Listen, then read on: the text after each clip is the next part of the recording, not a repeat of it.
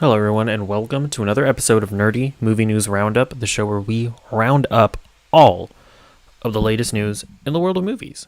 We're back with another show this week. Is there something weird going on with my stream? No, I don't think there is. This is a new show. Where we're just gonna talk about some news. Some movie news. We got some interesting news, not necessarily exciting news unless you're one very particular fan base, but we'll get to that later. It's the title of the video. So let's get into it. First segment is a trailer. It's trailer time. I think that's just gonna be the theme song. Okay, so first up, we have a trailer for DMZ, and this is really the only trailer that came out this week. So this is technically a DC show, at the very least, it's based on a DC graphic novel. I don't think this is like in the DCEU or anything, like Peacemaker. So yeah, and it is kind of a shame that while I was watching this trailer, instead of just appreciating it as like a piece of art or just going like, wow, this show looks interesting, what an interesting concept, like the entire time I was like, is this in the DC extended universe? Is Batman gonna show up in this? Like that. Unfortunately, that is what I was thinking. I couldn't just be like, wow, what an interesting show, what an interesting concept, wow, this looks really cool. Like I had to be like, how is this gonna connect to Aquaman? Like that's unfortunately just the state of where I'm at mentally. But no. So yeah, this is based on a graphic novel. They label it as a DC show, but I don't think it's in the DC extended universe because basically, from what I got out of the out of the trailer and from what I kind of read about what the series is about, or what the graphic novel is about. Basically, it takes place in an alternate reality where there was another civil war and America is like, they're in the middle of a war and they're divided in two. And it's a concept that's a little too real. like maybe when the graphic novel was written, it was this kind of like, far out there, alternate reality thing. Like, yeah, what if there was another civil war? But it's like, with the way that this country is divided politically nowadays, it's like it's a little too real potentially. Maybe a little uncomfortable. It'll make some people. But, I mean, I don't know, they probably have something to say, if you're one of these people that are like, get politics out of my movies, and the politics in the movie, that means it's bad, SJW is bad. If you're one of these people, I'm just going out on a limb, and I'm just going to assume that this show is going to trigger you. I'm just guessing. But yeah, I don't know, I think it could be interesting. Rosario Dawson is in it. Yeah, that's a pretty big selling point. I probably should have mentioned. And I guess she plays the main character who loses her son in like a war, in an active war zone, and so she has to go into the war zone to find her son. I guess that's like the main thrust of the show. And yeah, I don't know. It looks interesting. So we'll see what it is. Next up, we got a trailer for Obi-Wan Kenobi. This is a Disney Plus show that's coming out on May something. I don't remember when.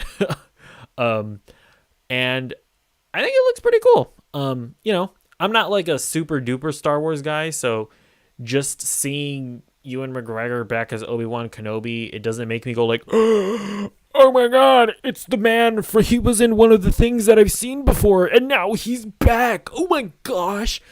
That's just not me. Like, at least with Star Wars. With other stuff, yes, but not really with Star Wars. But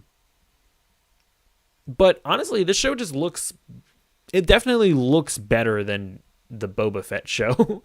Like, just visually, it looks more interesting. It looks better produced, And the other interesting thing about the show is that it's being directed, like all 6 episodes are being directed by one person, Deborah Chow, who directed, I think she directed 2 really good episodes of The Mandalorian. I do not remember which episodes of The Mandalorian they were, but I remember them being especially good. And at the time watching them being like, wow, these episodes are really good. Oh, Deborah Chow directed them. She's a really good Star Wars director. I remember thinking that. I do not remember what those episodes were, but I remember thinking she was a really good director. So I am excited to see her being the sole director of The Mandalorian or of Obi-Wan. That's a really stupid train of thought that I went through, but it is just how I feel. Um, but yeah, I don't know. This is kind of what I expected the show to be, at least with like Obi-Wan. He's looking over Luke. Shenanigans ensue. That's just kind of what I expected the show to be. I guess I am interested to get introduced to like Grand Inquisitors or just Inquisitors in general. I think the Grand Inquisitor is also going to be in this. I think he was like the white guy with like the bald head. I don't really know what those guys are about. I feel like I've heard that are they bad? Are they Jedi that turned bad? I think. Like, I don't think they're Sith. I think they're bad Jedi people. I think that's their deal. I think they were in Jedi Fallen Order, which I haven't played yet. I have it. I should probably get to it at some point. But yeah, I have it. And yeah. But yeah, it looks cool. It is one of those things where it's like, it's not this show's fault, but I'm sick of sand in Star Wars. I don't want any more sand. I don't want any more Tatooine. But yeah, that's not this show's fault. And it's like, of all the shows, this is the one that it's like, yeah, you have to be there because that's where Obi-Wan is. But yeah, we'll see. Hopefully this is good. All right, next up, we'll get into our first actual news story. We got an interesting quote from, I think it's like the vice president or something of WB about the future of DC movies. All right, this is coming from Toby Emmerich via Screen Rant. The secret of the movie business is quality. It's the best business strategy for both theatrical motion pictures and superhero movies. The movies don't have to all have the same tone or interlock with other DC movies or have an Easter egg that sets up another film. Quality is the most important factor for a studio. And the biggest thing you can do to influence quality is the filmmaker that you hire. So, this is one of those quotes that kind of makes you go, yeah, no, duh. But it is, at the end of the day, cool hearing this quote being said, like, right now after the release of the Batman, where,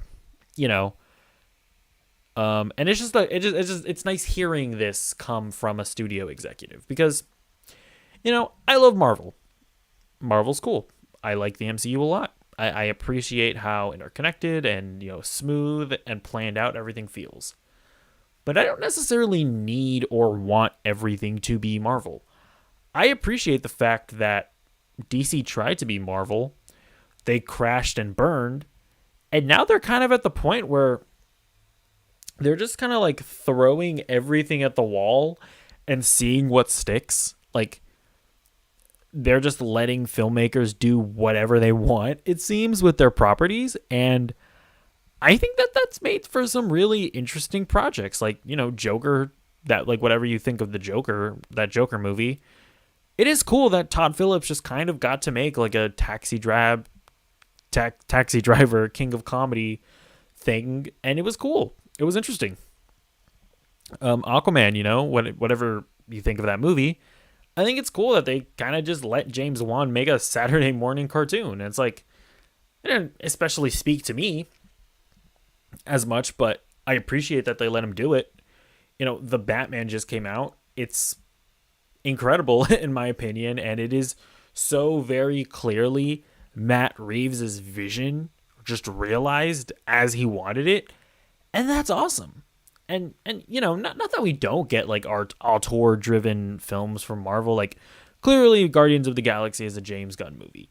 Clearly Captain America the Winter Soldier, like that was the Russo brothers' vision for this character. I'm like, it's not that Marvel doesn't do that, But like, you know, at the end of the day, like I don't know that Marvel is ever going to make something like the Batman. I don't know that they're ever going to make something like Joker. You know, they just bought X-Men. Are they ever really going to or they bought Fox. Are they ever really going to make something like Logan where they just let a director cut loose and just do literally whatever they want? I don't know. I hope so. I'd like to think so. You know, we reported last week that they bought back the Marvel Netflix licenses, so we're gonna get more mature content coming to Disney Plus, and it's like, okay, maybe that could lead to mature content, them now making more mature content, and if they get to that point, I think that's gonna be awesome. But as of right now, I appreciate DC being like, yeah, we just want cool movies, like that's what we want, and I think that's cool to hear. So yeah, let me know what you think of that quote in the comments down below. Okay, next up, God of War is getting a show on Amazon Prime. This is coming from Screen Rant. According to a report from Deadline, Amazon Prime Video is eyeing a live-action TV series based on God of War. Amazon and Sony are still negotiating the terms of the series, so the series is not officially happening yet. The God of War TV show idea comes from The Expanse creators Mark Fergus and Hawk Ostby, as well as the Wheel of Time showrunner Rafe Judkins. There are currently no cast members attached or release windows set for Amazon's God of War TV show. I think that this is pretty intriguing. Now, God of War is one of the video game properties, you know, from Sony that I've personally been hoping to see a film announcement, like a theatrically released film, just because, I mean, just from a spectacle level, it's like I want to see a big budget movie. I want to see Kratos rip through monsters on the big screen, just because I feel like that, just this, like I said, the spectacle of this game calls for that treatment. But at the same time, admittedly, God of War is going to be a really tough nut to crack. Like, a movie of this is going to require a really big budget, right? 100 million plus. I mean, to do it right, you're going to need a big budget, and to do it right, you're going to need an R rating. And would an R-rated God of War movie, even if it's amazing, would that make its money back? I don't think so. I don't know that, like, a serious, you know, not like a comedy like Deadpool, you know, with the Marvel IP, with the Ryan Reynolds attached to it, like that, those movies are successful, but I'm like, can a God of War movie reach that level of success? I don't know that it can. And so a God of War movie would be a really big risk. Now, on like TV and streaming especially, there is clearly an audience for mature content like this. Like, you'll get Squid Game, Game of Thrones, I don't know what I know I'm blanking on a bunch of other examples, like The Witcher. I think that's a really good comparison for this. It's like mature audiences are much more likely to watch a streaming show that is very violent than necessarily run out to the theater. I mean, that just kind of seems to be the case. So while I would personally like a movie, I can understand them going to a streamer and being like, yeah, let's make a show about this. And I think Amazon Prime is a really good example, or is a really good choice. I mean, listen, they make really good shit. Like, I know a lot of people like to make fun of Amazon Prime, but I mean, The Boys, Invincible, The Expanse, The Marvelous Mrs. Maisel. You know, I personally thought like that Lord of the Rings teaser looked pretty cool. Granted, I'm not a Lord of the Rings fan, and if you're one of those people that are mad because black people are in it and that's inaccurate to like the source material, I don't care. Don't comment down below. I don't care. I just thought the teaser looked pretty cool. Leave me alone, please. And so yeah, I think Amazon Prime makes good stuff, and I I feel like they probably would make a good God of War game. And then so there's that. Now the other question is, where do you go with the story? Because the thing about God of War is that the narrative only really got compelling in like the fifth game, because it's like the first four games are about Kratos in ancient Greece, and then in like the fourth game, he's just like randomly in like Norway, and he's fighting against Norse monsters. But that's when the story got compelling, right? Because that's when I think that was like the first God of War game that was like post Uncharted, like 3 and 4, and like The Last of Us, which like totally raised the bar for like Sony first party exclusives and their narratives. And God of War 2018 had an excellent narrative. And so I mean, that's the question. Like, do you start there when the story got good, or do you tell the ancient Greece stuff, which was not as narratively compelling? But then if you're a showrunner, it's like, okay, we'll make that narratively compelling, like do that. But yeah, it's just going to be interesting to see where they go and how they go about it. But I don't know. I'm interested. I'm totally down to give this a chance. So yeah, let me know what you think about a God of War show. Are you excited for it? Did you want it to be a movie like me? Let me know in the comments down below. Okay. Next up, we got the title story. The story that's in the title. A bunch of DC movies have been moved. Okay, this is coming from The Hollywood Reporter.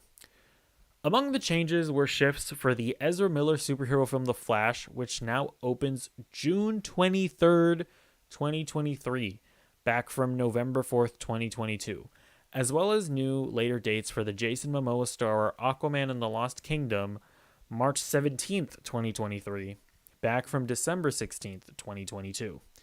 Warner's did move one film up, New Line's Shazam! Fury of the Gods, which now opens December 16th, 2022, opposite 20th Century's Avatar 2. It was previously slated for June 2nd, 2023. So that one moved up for some reason. Okay, next up. Warner Brothers and New Line's Black Adam is moving to October 22nd of this year, back from its original date of July 29th. That one isn't too bad, I guess. In a twin move, Johnson's animated DC League of Super Pets is moving into Black Adam's old July 29th spot. It was previously slated for May 20th, so that one isn't too bad. Although no, when I think about it, I mean, yeah, Black Adam, that's still pretty bad. I mean, these are all bad. What am I saying? Yeah, so these DC movies got delayed, and this is just really weird to me. Like, so I think I don't know if it's the official narrative that they're running with, or if it was just reported, and I didn't get a chance to like document it, but apparently like the excuse that they're giving is COVID. Be like, oh, COVID happened and we had to delay movies. Oh, and I don't know that I believe that, because it's like, so COVID was such a big factor on Black Adam, The Flash, and League of Super Pets and Aquaman, but not as big of a deal with Shazam. So little of an impact that had on Shazam that you're able to move that up 6 months. Okay. But then the other thing is, literally just last week, I was in a movie theater watching The Batman, or getting ready to watch The Batman. And what do I see in the trailers section? None other than Warner Brothers collage of trailers, little teaser for all of their movies coming in 2022. Just last week, in the movie theaters, before The Batman, Warner Brothers were announcing these movies as coming in 2022. Get excited. The Flash, Aquaman, Black Adam, they're all coming in 2022.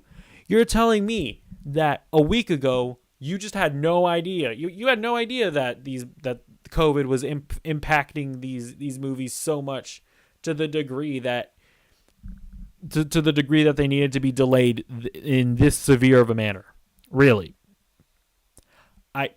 it's just it's just frustrating because like just a few stories ago I was praising DC because I'm like, man, I really like this new direction that they're going in,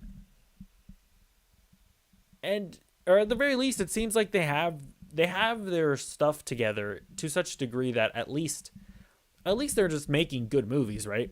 And I guess these movies could still be good, but it just these delays they just reek of just the stigma that Warner Brothers and DC have always had of they just have no idea what they're doing, right?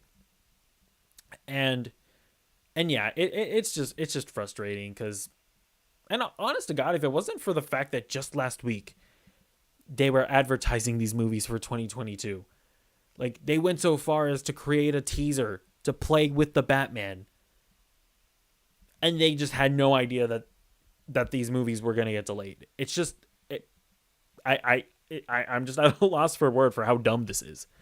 Um, and yeah, now I'll be honest. I suspect that this has something to do with Discovery, buying Warner Brothers. Um, like I wonder if this has something to do with like maybe Discovery wants to be the ones to release these movies, like for some reason. Like I don't know, because I guess it would look good if Discovery buy like it would look good if let's just assume that the Flash and Black Adam and Aquaman are like really good, like great. Let's just assume that.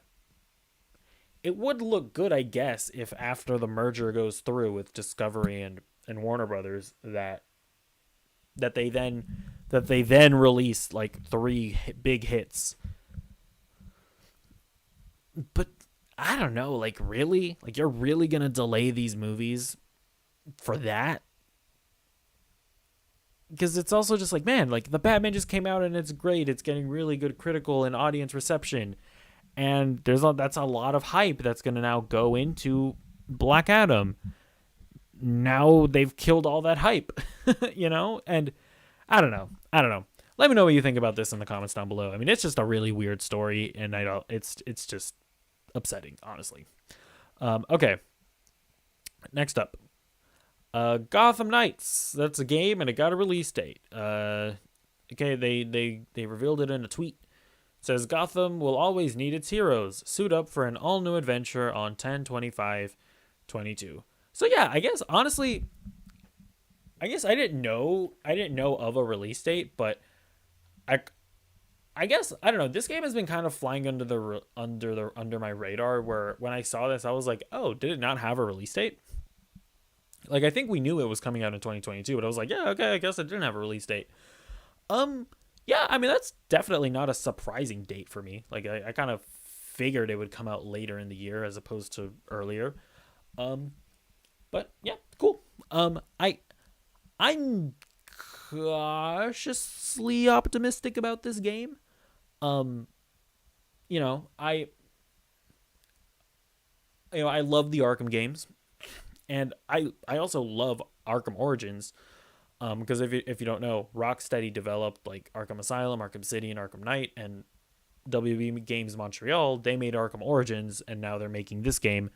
And I really like Arkham Origins, but I think that my main hang up with this game is that they're adding co-op, and it looks like they're moving away from the formula of the Arkham games, and I don't know, like the combat, it looks different. It feels like they're really leaning into like RPG mechanics where like like enemies have like stat bars above their heads, and like I it's just stuff like that kind of reminds me of like more like Ubisoft game design philosophy where I'm like, I'm not as into that. And it's just a lot of stuff like that kind of makes me cautious about it. I mean, I'm still going to play it, don't get me wrong. And I hope it's great. I especially hope that the story is great, cuz that was the standout for me with Arkham Origins where yes, is it like a blatant like copy of Arkham City in terms of gameplay and world design? Absolutely. Like I'm not going to deny that. But I thought it was a fantastic origin story of the Batman and Joker's relationship. Like, genuinely great. So I hope we see something really good out of this. But yeah, that's the release date, and that's not a surprising release date in the least. Okay, next up, we got our first look at She-Hulk. So this is coming from an Amazon listing of a thermos. So there we see She-Hulk, and this is presumably what she's gonna look like in the show. We have some more pictures of it. And yeah, I mean, more or less what I expected, right? Because I think, and I don't know much about She-Hulk, but I think she more or less just looks like Jennifer Walters, which is like her human persona, but just like taller and buffer. So, I more or less just expected She-Hulk to look like Tatiana Maslany, but buff. Which is cool. Yeah, not really too much surprise there. Pretty funny that our first look at it came from a thermos and not, say, a trailer. But yeah, but I mean, obviously it'll still, I'm still reserving judgment to see how it looks like in live action, because I'm still a little iffy on whether or not they're going to be able to make like a CGI character look good as like the main lead in a show. Like, are they capable of doing that? I'm not sure, Still don't love Luke. That's for damn sure. In Star Wars, but okay. Next story. Sean Levy is directing Deadpool 3. This is coming from The Hollywood Reporter. It is coming from The Hollywood Reporter, not Variety. I did a oopsie there. The director is in negotiations to team up with Ryan Reynolds for the Marvel property. So yeah, so Sean Levy, he directed like the Night at the Museum movies. He directed Real Steel, which I actually really like. Granted, I haven't seen the movie since I was a kid, so maybe I'll go back to it and be like, this movie sucks. But as a kid, I really loved Real Steel. And he most recently directed Free Guy, which I actually liked. Free Guy. It's not great, and weirdly enough, I didn't think it was very funny, but I thought it had a weirdly engaging story. Like, I actually found myself pretty engaged in the narrative of it all, and it was surprisingly like emotional, and I was just surprisingly invested in it. So yeah, take that for what you will. But even still, I'm not super up on him directing Deadpool. Just because I didn't find the humor in Free Guy, which is the most recent thing he did to be all that funny. And that's kind of important in a Deadpool movie. That being said, he also directed the Adam Project, which like just released on Netflix, and I haven't seen that yet, but we'll see. Maybe I'll check that out at some point. But yeah, I mean, with the Adam Project and Free Guy, clearly Ryan Reynolds likes working with him, and Ryan Reynolds is a producer on the Deadpool movies. So I can't say this is all that surprising of a move. But yeah, I'm not like super mad at this, because obviously, like, those movies that I've described, they are like aimed at kids / family audiences. So, I feel like I kind of have to wait and see what this guy can do with a Deadpool movie before I judge him too harshly. So yeah, we'll see where that goes. Okay, next up, Michael Giacchino, composer of most recently The Batman. And he's composed a lot of stuff. Like, he's composed some Star Wars stuff as well. He's like one of the more prolific composers working in Hollywood today. He is going to be directing the Werewolf by Night Halloween special. It's coming out on Disney Plus later this year. This is coming from Variety, or this is also coming from The Hollywood Reporter, I think. What is my problem? Okay, the Bat. Oh, I just completely messed up this slide. Wow. I suck at my job. Um Hang on one moment. I'll just drag it in here. Okay, there we go. Okay. Uh Giacchino has been tapped to direct Marvel's untitled Halloween special, which will be gearing up later this month in Atlanta. The project, which is sometimes referred to as Werewolf by Night, although sources say that won't be the title by the time the special airs on Disney Plus later this year. And Gail Garcia Bernal and Laura Donnelly are starring in the 1 hour story. So I kind of picked out things in the article that I thought were interesting. So this reporter, this article just kind of casually confirms that it's gonna start, presumably shooting later this month in Atlanta. This article also insinuates that the special won't be called Werewolf by Night, but something else. Maybe like Midnight Suns or something. Like maybe we see Moon Knight show up in this. Maybe we see Blade show up in this. I don't know. Maybe we'll see. And it's confirming that it'll air on Disney Plus later this year, presumably October. And it also confirms that it's going to be an hour, right? Because I was kind of wondering, like, okay, is this going to be like a movie?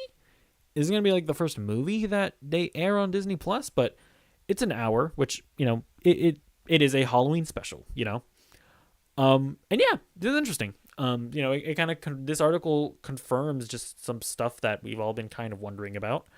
And it also confirms, I think this was like I think this was reported, but not on like one of the more like verifiable trades like the Hollywood Reporter or Variety. I think it was in something like the Illuminati or something. So kudos to whoever originally reported this, but yeah, Michael Giacchino's directing.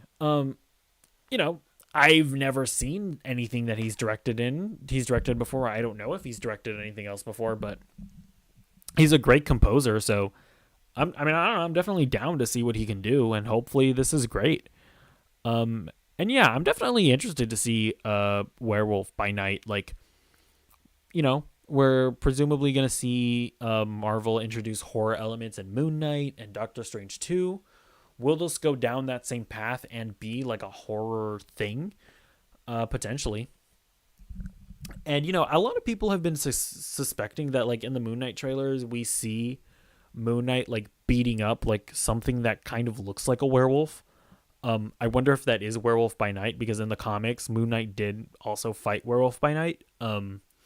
So, I don't know. Well, it's going to be interesting to see how else this could potentially tie into and sort of build out the more supernatural elements of the Marvel Universe. But yeah, we'll see. Okay, next up, I'm going to be talking about basically everything that we know about the Batman sequel / spin-off shows / stuff that happened in the Batman that are spoilery, that I think are newsworthy and that I want to talk about. So if you have not seen the Batman, this is your warning. Leave the video if you want. After this, I'm going to talk about stuff that I've been watching this week. You can wait until you see like The Boys Diabolical, the image that's going to pop up.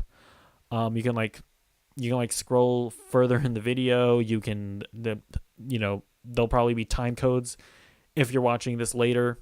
But yeah, I will be spoiling the Batman here, so you have been warned.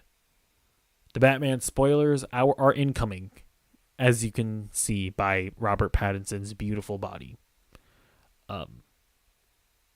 Yeah, this is the picture that I chose. I will not be judged. Okay. First up.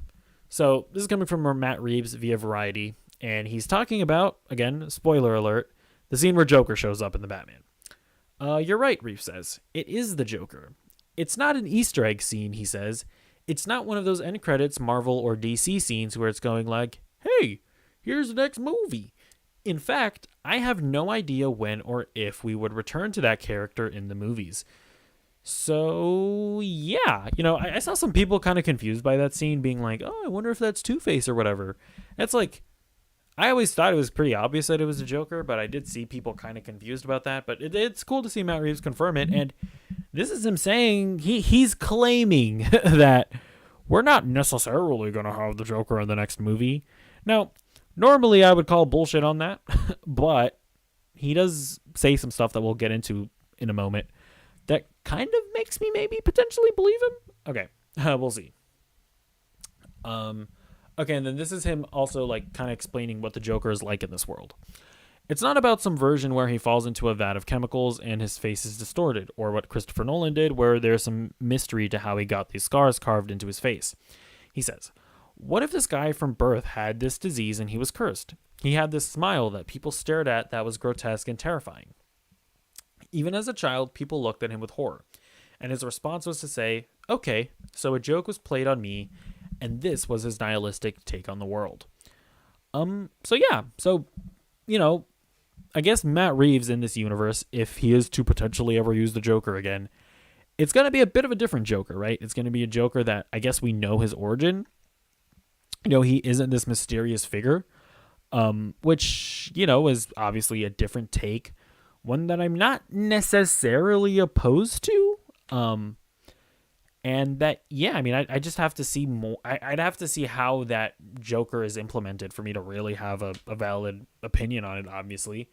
But as of right now, I would be interested in that. I mean, I definitely like the idea of his smile just being just him having just a smile from birth, that just be a condition that he has. That's definitely interesting and definitely creepy. So I'd definitely be interested to see that play out. And so here, this is Matt Reeves describing a scene that was actually deleted from the movie where Batman interrogates Joker. As they talk, Batman tells Joker he wants to know how Riddler thinks. Joker's reply, as relayed by Reeves: what do you mean, you want to know how he thinks? You guys think the same, Reeves smiles. What he's really doing is getting into Batman's head, he says, and Batman is resisting this idea violently. And so that's what that scene was. It was a scene to unsettle him. So yeah, I mean, this scene would insinuate that Batman knows of this murderer, this serial killer, and presumably Batman put him there. And like this all just insinuates that, you know, as of you know, the first movie, Batman has already had an interaction with the Joker. He already put him in Arkham, which I think is kind of interesting. And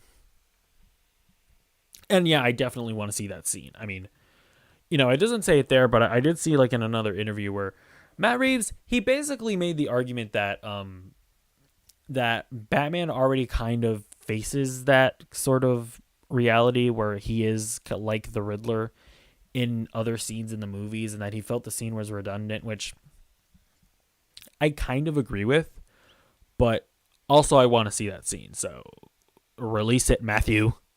Okay, and then this basically he's talking. Okay, so here he's talking about a potential Arkham Asylum spinoff show. There might be places, Reeves says. There's stuff I'm very interested in doing in an Arkham space, potentially for HBO Max. There are things we've talked about there, so it's very possible. It also isn't impossible that there is some story that comes back where Joker comes into our world.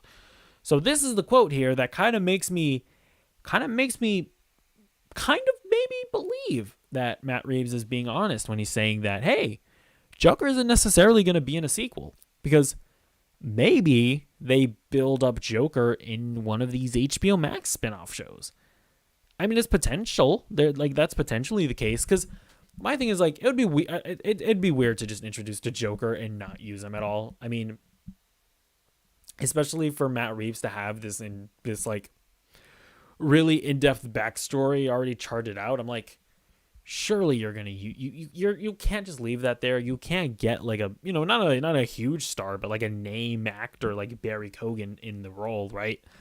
Like, surely you're gonna use him again at some point, and if not the sequel, because at the same time it is also one of those things where it's like, this movie is already being endlessly compared to The Dark Knight.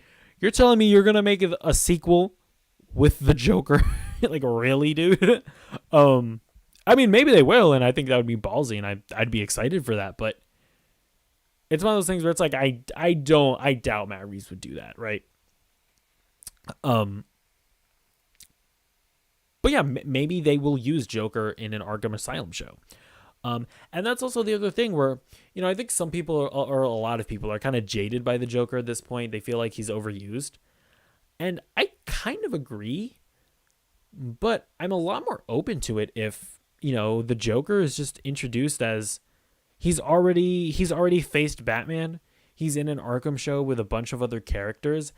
And if they kind of just make the Joker into just one of Batman's pantheon of villains, I'm actually kind of interested in that, right? Where he's not, maybe he won't necessarily just take the spotlight away from all the other villains, but he's just there. He's a presence. Like, I think that could be cool. And then, yeah, so on the Arkham Asylum show, this is coming from Screen Rant. Basically, and I guess I'll just read this quote. The GCPD thing, and I think this is also a quote from Matt Reeves. That story has kind of evolved, where we've actually now moved more into the realm of exactly what would happen in the world of Arkham as it relates coming off of our movie. And some of the characters, almost leaning into an idea of it's like a horror movie or a haunted house that is Arkham. So, yeah, basically, I guess that GCPD show just isn't happening. And it's kind of evolved into more of an Arkham Asylum show, which is, yeah, I mean, I'm just going to have to wait and see what the Arkham Asylum show is before, obviously before I can say that was a good idea or not. Yeah, I mean, honestly, like we like, if you just asked me like, hey, would you be interested in an Arkham Asylum show?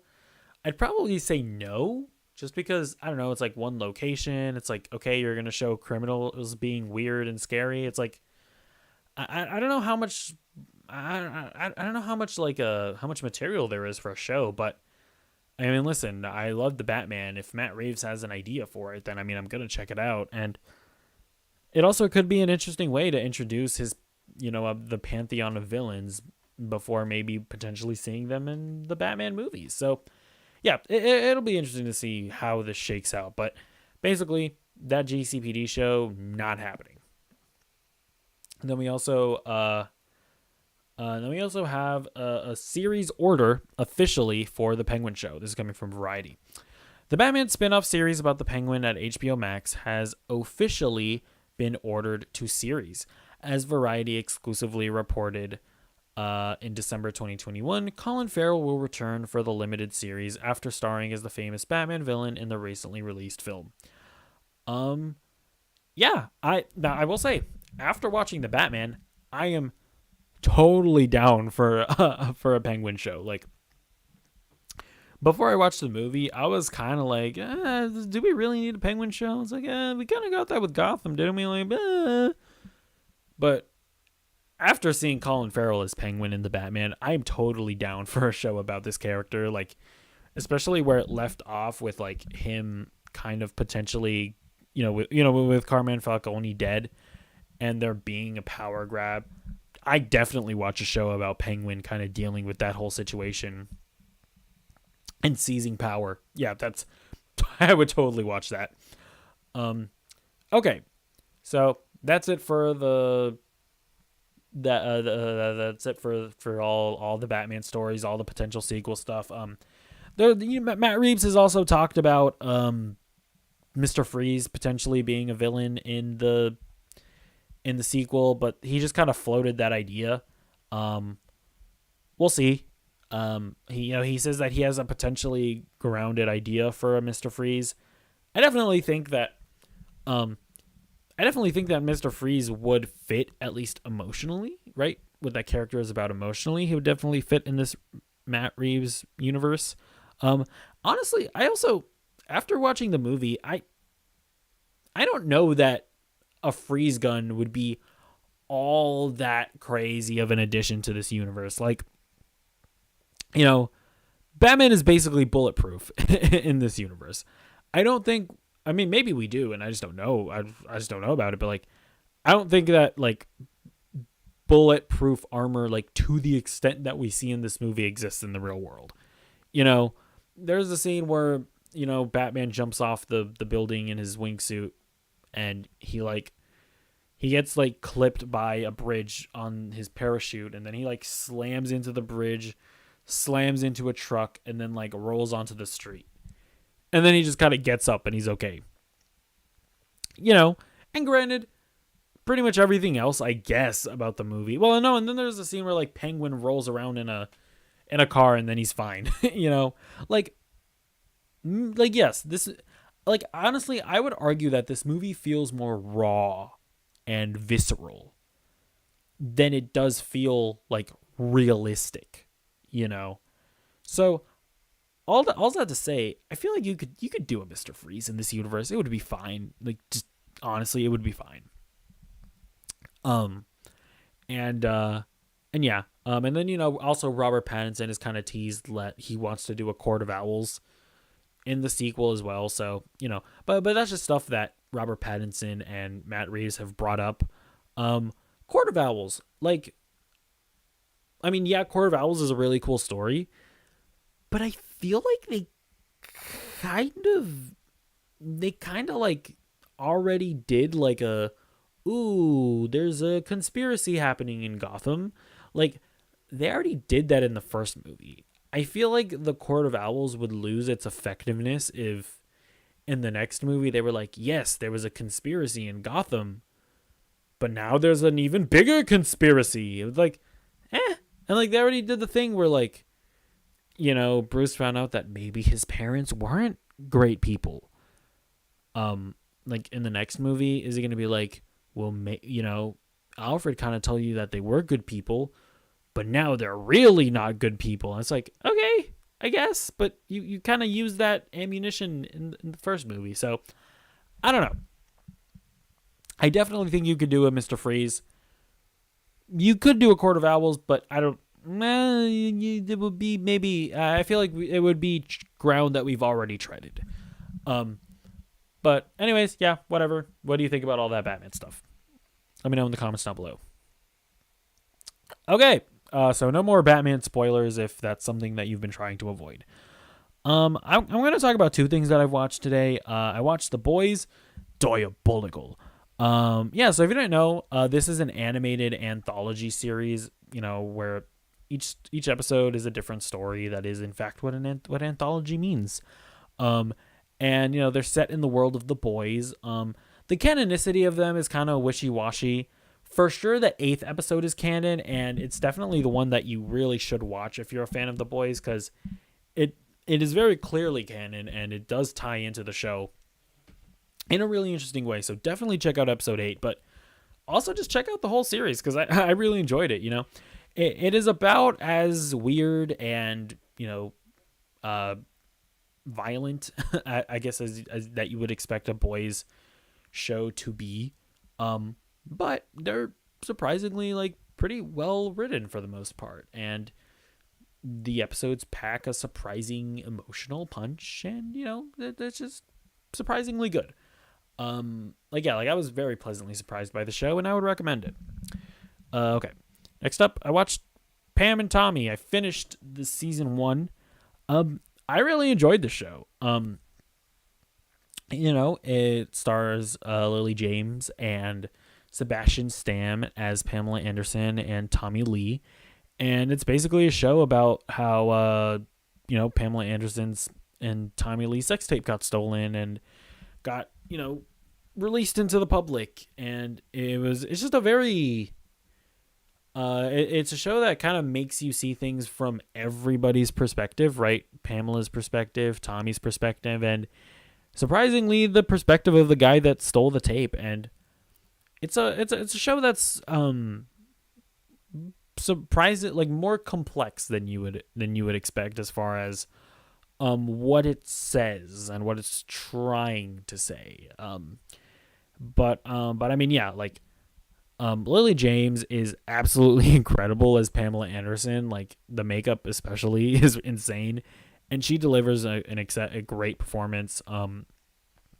Sebastian Stan is also pretty great as Tommy Lee.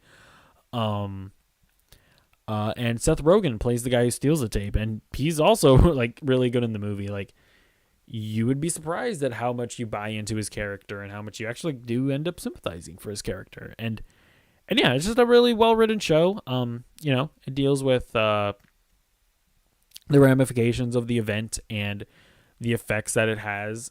I think you really grow to appreciate how difficult this must have been for Pamela Anderson. And yeah, I don't want to spoil too much about it, although, because I mean, I don't know, like, I mean, maybe most of the stuff that they cover in the show, like, you already knew about, but I'm a Zoomer, so I knew next to nothing about this whole situation, so I actually learned a lot about it from the show. Um, and yeah, I thought it was really good. Definitely check it out. Although also check out, I guess Pamela Anderson is doing like her like truth documentary on Netflix, because apparently she wasn't too jazzed about this show being made. And I guess I'm saying that I learned a lot about it. I'm sure there's a lot about this that is like not entirely accurate, or was done to make the show more engaging. So I'll probably end up checking out that documentary, honestly, just out of respect for Pamela Anderson. Um, you know, but just looking at it as a show, it is very good. Okay. Yeah, that's gonna be it for this episode of Dirty Movie News Roundup. We do in fact round up all of the latest news in the world of nerdy movies. That is what we do. And yeah, let me know what you thought about any and every story in the comments down below. And